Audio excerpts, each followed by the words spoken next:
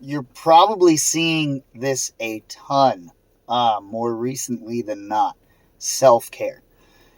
Everybody has their own push for what you should do for self care, but it's different for everybody. For example, heavy lifting.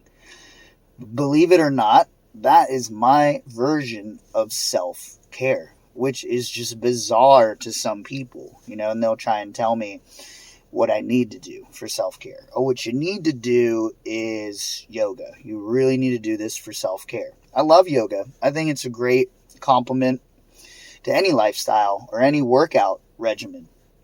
However, it's just not my version of self care.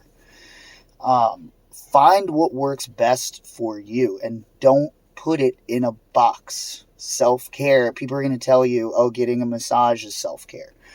Getting this done is self care. Doing this to yourself is self care. There's a reason self is in front of it.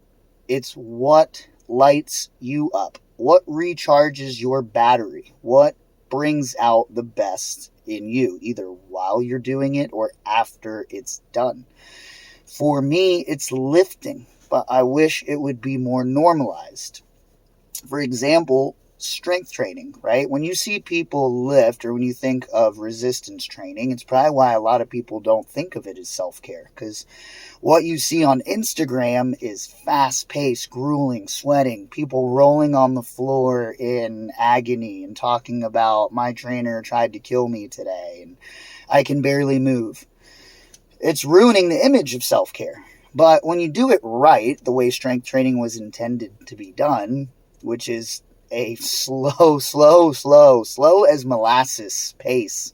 I'm talking 3 seconds down, 2 seconds up on every movement, 3 minutes of rest between sets, grinding through 5 rounds, right? Taking your time, working on your breathing, working on full range of motion.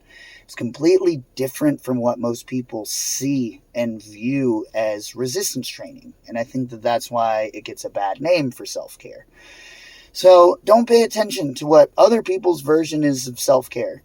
And when you see resistance training on Instagram, realize that's really not the way it's supposed to be done. That's just their spin on it. There's a lot of different ways. And I promise you, if you give it a shot, you might be shocked at how different strength training can actually be depending upon where you do it. Either way, find out what works for you and stick with it. Don't let people tell you what self-care is. They're not you.